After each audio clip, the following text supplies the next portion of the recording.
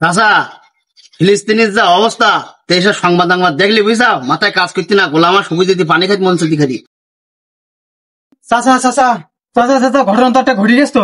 কি ঘটনা ঘটি গে ভাইবো হাবাই যাবে কোন সাইডে যাও? ওই বের ওই মাথায় দেখলাম কয়েকটা অমুসলিম মিলে আমাকে এক মুসলিম ভাই ধরে মারতেছে, চলো দিন যাই। কেন মারতিছে? তা জানি না, দেখলাম বেন্দি টেন্দি গাছে বেন্দি ও সবাই নির্যাতন করতেছে। তাহলে মনে হয় চুরি চামারি করিছে তাই হয়তো মারতিছে।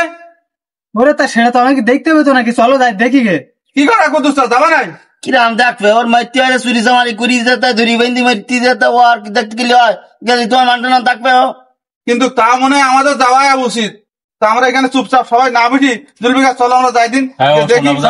ও নিশ্চয় কোনো বড় একটা অপরাধ করিস, তা না হলে আর মারতি না আমার না অপরাধ করলো আমাকে মুসলিম আমাকে ভাই, তাও তো আমাকে যেতে হবে সে জায়গায়। এক বিধর্মী মারতেছে মুসলিমের, তা এটা তোমরা দাঁড়ায় দাঁড়ায় দেখবা এখনো।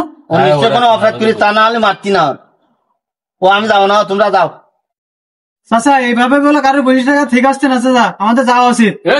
দাঁড়া একটু আগে বললি ফিলিস্তিনি মাইতেছে ইসরায়েল, আমার খুব খারাপ লেগেছে। আমার যদি ক্ষমতা থাকতো আমি যুদ্ধ করতে যেতাম। এই জায়গায় এক মুসলমান ভাই মেরি ফেলে দিছে, তাই এখানটা যাওয়া বাদ দে, এখানটাই বলতেছে ও না কোনো দোষ করেছে। কিন্তু এটুকু তো এক মুসলমানের ভাই মাইতেছে, তুমি যাওয়ার ক্ষমতা রেখতে চাও না। শীঘ্র ওটা চলো দেখিয়েছে আগে বিষয়টা কি হয়েছে। হাঁটো চাচা, ঠিক কথাই বলিস তো হাবিব।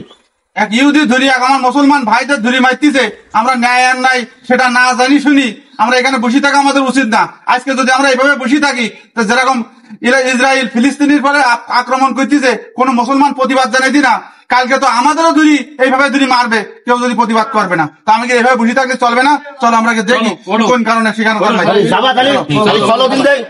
দোকান বন্ধ কর। আজকে রোড মারতেছে প্রতিবাদ যদি না করি তা কালকে আমাকে মারবে। হাট এক্ষুনি দিবে, হাট এর প্রতিবাদ পারবো। লাঠি কই লাঠি নাও।